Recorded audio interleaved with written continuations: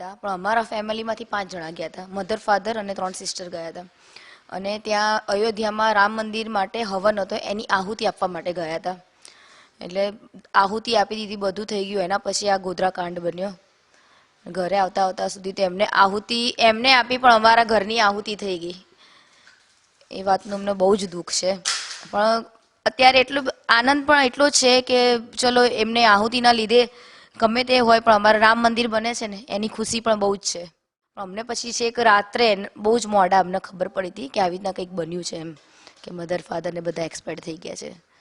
એમાંથી અમારા જે જનતાનગર હતું ને એની અંદરથી 11 જણા એક્સપાયર થઈ ગયા છે. 11 જણા. અને આમ 59 જણા એક્સપાયર થઈ ગયા હતા આની અંદર. એટલો વિશ્વાસ હતો કે મારા મમ્મી પપ્પાને તો કંઈ થાય જ નહીં, એ લોકો તો પાછા આવશે જ. પણ જ્યારે નાઇટ થઈ ત્યારે અમને એવી ખબર પડી કે એ લોકો તો નથી જ રહ્યા. કેમ કે મારી સિસ્ટર એક ત્યાં હતી, એ બચીને આવી હતી.